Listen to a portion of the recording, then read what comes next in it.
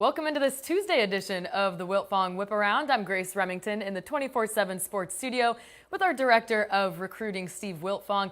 And we're going to start in South Bend, where Notre Dame has started the season 0-2, but that's not the only L's they're taking. The Irish have lost their AP poll ranking. They lost their #1 spot in the 2023 recruiting rankings. They lost five-star edge prospect Keon Keeley. So, Steve, will this have a snowball effect on the 2024 class? Will the Irish lose that top spot too?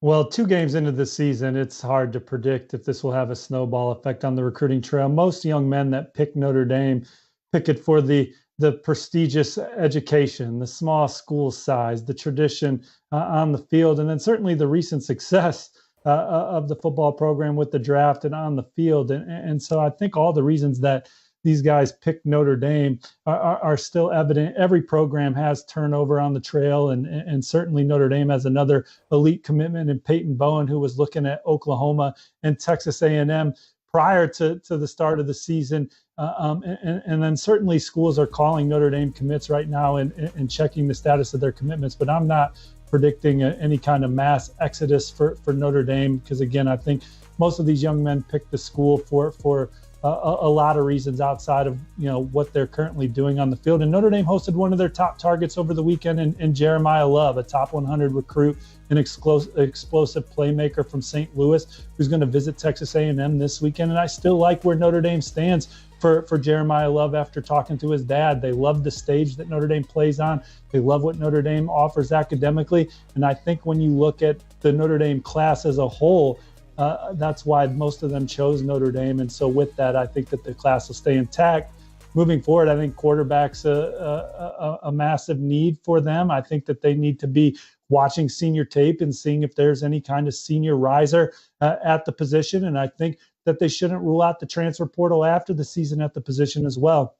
I think the Irish are stacked with talent in every position room on campus, but quarterback is one of the biggest needs in this program. I think they know that, and I think that they'll attack it in 2023, whether that's trying to get CJ Carr to reclassify or finding another arm, or perhaps looking into the portal at season's end. All right, so Notre Dame not skidding as bad as we thought. Meanwhile, 2 schools rising up in all kinds of rankings. Kentucky and Arkansas, 2 of 4 SEC teams in the top 10 of the AP poll. The Wildcats sit at #9, so let's hit on them first. For Mark Stoops and the boys, going bowling isn't enough. They want to dethrone Georgia at the top of the SEC East. They're 2-0 after knocking off a ranked Florida team in the Swamp, and Stoops can now claim the title of winningest coach in UK history. So, Steve, how can Kentucky maximize this early season success on the recruiting trail? Well, they've had 3 straight top 25 recruiting classes. This is a smaller haul because I think that after the season, they're going to look into the portal as well to add some more instant impact players. But when you look on the recruiting trail, there's a few targets remaining for them. One, I logged the 24/7 Sports Crystal Ball in favor of the Wildcats today for a 4-star two-way lineman out of New Albany, Indiana, which is basically right outside Louisville, for those that don't know where that is on the map, in William Spencer. He's most familiar with Kentucky. Vince Marrow is leading the charge for the Wildcats on the trail. He's one of the best recruiters in the SEC, and he attended Kentucky's season opener. There's a few other schools in the mix for him as well. Virginia Tech, Mississippi State, USC could be getting into the picture for him, and Auburn's in play. But I think Kentucky set the tone there, and then they're also looking to flip a couple guys. 4-star defensive lineman Kendrick Gilbert out of Indianapolis. He's committed to Purdue, but I expect Kentucky to battle for him all the way till pen meets paper in December. And then they'd also like to flip Niquel Bertrand, an offensive lineman from the Northeast who's currently committed to Texas A&M, but still talking to Kentucky. So Kentucky's 2023 class ranks 35th nationally, 9th in the SEC. If they flip those guys you just mentioned, obviously they'll shoot up in the rankings. But of the guys they currently have in that class, which prospects standing out to you? Well, let's just start right at wide receiver. They have 2 guys committed that I think can be instant impact players for them. And they signed a sneaky good receiver class last year, and we're seeing guys make an impact already in Dane Key and Barry Brown. But Shamar Porter is a 6'3", 210-pound wideout with 10.8 speed, who's off to a strong start as a senior. And then Anthony Brown, I got a chance to see him play in his season opener. He came to Indianapolis and scored 3 touchdowns in a big win against St. Louis de Smet. Notre Dame commit Christian Gray and company had trouble covering him, but he's an electric guy that I think could come into Kentucky and really help elevate that receiver room. And every time we turn on Kentucky, they seem to have one of the best defensive players in college football. And a guy to keep an eye on down the road from this haul is edge rusher Grant Godfrey out of North Gwinnett in the Peach State. 35 tackles, 8 stops for loss, and 4 sacks through his first 4 games. Has also picked off a pass. His dad was a second-round draft pick out of the state of Georgia, or out of University of Georgia. Comes from terrific pedigree in Georgia. They've really had to, with the way that they're recruiting, they can't take everybody. But here's a young man that could come back and haunt them later in SEC play. So Grant Godfrey is a guy that I think will carry on the legacy of the Kentucky defense and be one of the best players in the SEC when his number's called. And then maybe one of the sleepers or the biggest sleeper in SEC recruiting this cycle is running back Khalifa Keith out of Birmingham, Alabama. Rushed for nearly 1,900 yards as a junior with 28 touchdowns. He's off to a fantastic start as a senior, 6'1", 217 pounds with breakaway speed. In Kentucky, they're always known for their power rush attack. And I think that Khalifa Keith, I wouldn't be surprised if we look up in a few years and he's amongst the leaders in the SEC in rushing. Hey, I saw a lot of good names on that graphic we just threw up. You know who I didn't see, or what position I didn't see?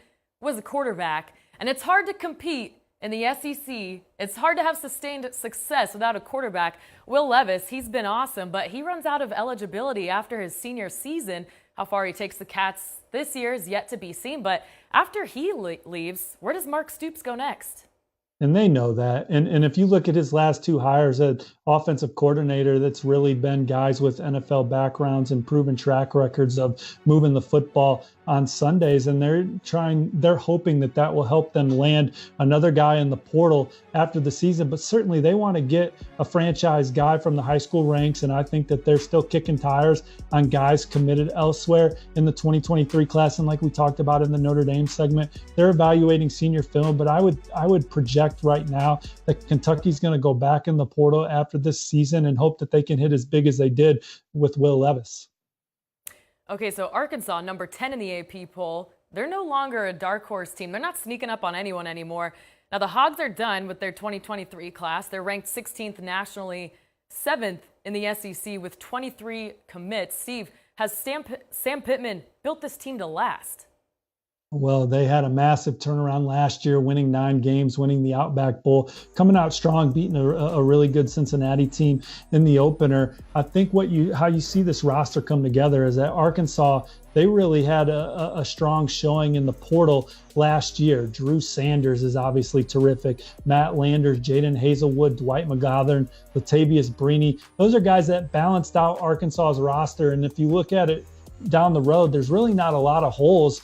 So this is a recruiting class where I think that they were able to just recruit a balanced group and guys that they think can help elevate this program into 10-plus winner for years to come. And the first thing that stands out is this is the best tight end class in the country.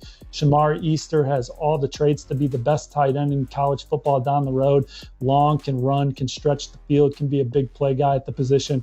Luke Haas is one of the most complete tight ends in the country. When you turn on his film and watch him block, he's just destroying people, but he can catch the football and move the chains. And then Jaden Ham is a blend of those guys from a skill set standpoint. And then you talk about the most important position on the field, quarterback. Arkansas went out and landed the guy that's perhaps the most perfect fit for them at the position in Malachi Singleton, who plays some of the best high school football competition in the country in the Peach State. He's tough.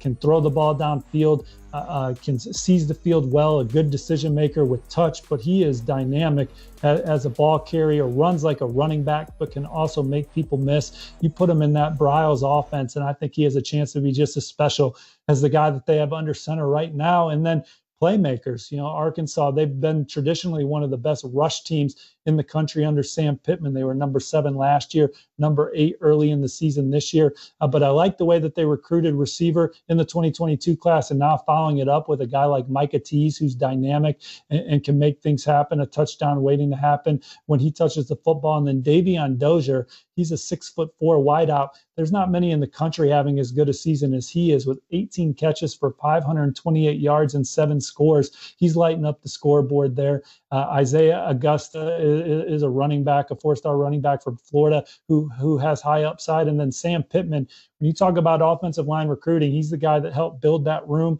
at Georgia. Him and Coach Kennedy, they like their players massive. They have 4 players committed that are well over 300 pounds that kind of fit what they're looking for along the line of scrimmage. They're recruiting defensive back at a high level led by 4-star Jalen Braxton, who can absolutely fly and has the speed to cover any wideout in the SEC moving forward. And then they got those linebackers, Brad Spence and Carson Dean are 2 that I really like there. They have one more major target. It's Marcus Deal. He's maybe the best 2A lineman in the country from the Lone Star State. Arkansas is in the thick of that one alongside Georgia, who he's going to visit later this month.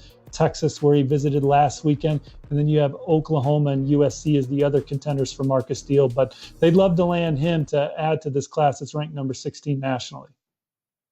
All right, all things trending up for Pittman and Woo Pig.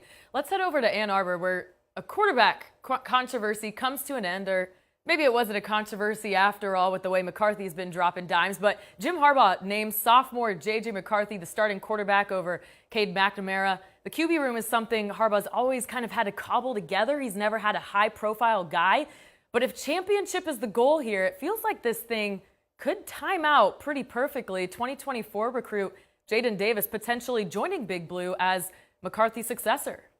Yeah, Michigan makes the college football playoff last year with a game manager. And I think that you look at the way they've recruited wide out and running back, they got some dynamic players there. And you always know that under Coach Harbaugh, your tight end room is going to be exciting as well.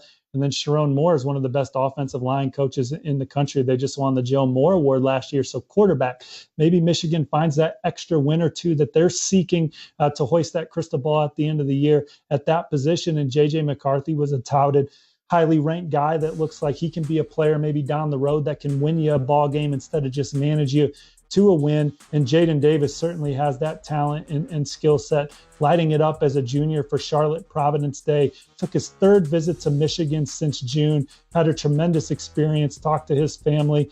They arrived on Saturday and got a chance to chat with Coach Harbaugh before the game, got a chance to chat with Coach Harbaugh on the 50-yard line before the game kicked off. They spent time with Jawan Howard. They spent time with a lot of the recruits on campus. J.J. McCarthy and Jaden Davis's family really hit it off. I talked to one source on campus that said it looked like J.J. McCarthy's dad and Jaden Davis's dad were old college buddies reuniting in Ann Arbor. They were just having a great time together. So to be there for J.J. McCarthy's first start, see the potential of that Michigan offense, knowing Coach Harbaugh's track record as a quarterback, coaching in the NFL, coaching NFL offenses, and then watching the Michigan program really blossom last year, and then just what Michigan brings off the field. His mom's got the educational background. And then the big house. I think Michigan's got a ton going for it in the recruitment of Jaden Davis, but so does Georgia. You know, he also likes Clemson, LSU, North Carolina, Penn State, to name a few others. I think he'll be back for another Michigan game this year. And so Michigan is certainly near the top of the list for Jaden Davis, and for Michigan to remain a powerhouse program competing for national championships. I think that quarterback, landing a guy like Jaden Davis to come in and maybe be the heir apparent to J.J. McCarthy is incredibly exciting. And Jaden Davis wasn't the only big name in the big house last weekend. 4-star D lineman Caden McDonald took his visit during that Hawaii game. What can you tell us about that? Yeah, he had an awesome time too. And Michigan's competing with Clemson, Florida, Oklahoma, to name a few other contenders for the Peach State standout. He comes in on his visit. He loved the environment in the big house, called it electric. But I think one of his favorite things of the weekend was watching NFL football with Jim Harbaugh on Sunday, just various games, hanging out with him. So Coach Harbaugh is really, when he sits down in front of these recruits, they love being with him and love the energy that he's bringing to his program. And Caden McDonald had a good time. Right when he landed, he gets picked up by defensive coordinator Coach Minter and defensive line coach Mike Elston, so knows that he's a major priority for Michigan moving forward. He got the blue carpet treatment there at Michigan and had a fantastic time. And Michigan hosts one of their top targets this weekend, 4-star cornerback Chris Peel. He can really run. He's a two-way standout. He's Jaden Davis's teammate. Georgia's the crystal ball favorite for Chris Peel, but no question, Michigan is an exciting option for him. He also likes South Carolina and NC State, but Michigan looking to make a move with Chris Peel this weekend. We'll see what kind of move they made with Caden McDonald as the dust settles coming out of that visit. But he had a really good time in Ann Arbor, and Michigan's a contender moving forward. Man, sitting down with Harbaugh to watch the Sunday games, something tells me that's got to be entertaining.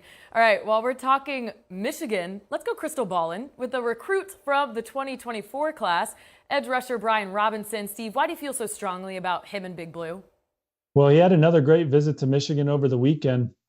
Really hit it off with Jaden Davis and said that those two talked about playing at Michigan together. But for Brian in particular, he's been to Michigan several times. He's close with Coach Clinkscales there at Michigan, and he's a guy that the Wolverines are really prioritizing early. 6'4", 230 pounds with great length and explosiveness. Michigan's really done a fantastic job of developing defensive linemen. You know, they've done as well as just about any program in college football of taking either the high-profile blue-chip recruit at the position or the guy that they valued as a high upside young man and turning him into a high draft pick. And I think Brian Robinson, who's a little bit raw early in his high school career, but it's really starting to come together for him here as a junior, is a guy that has a great trajectory if he were to choose Michigan. And so I think that that's put Michigan in the driver's seat for him early in his process. He's expected at Kentucky this weekend, so we'll see what kind of move Kentucky can make as Coach Stoops and Coach Merrill. They have some deep roots in that Youngstown, Ohio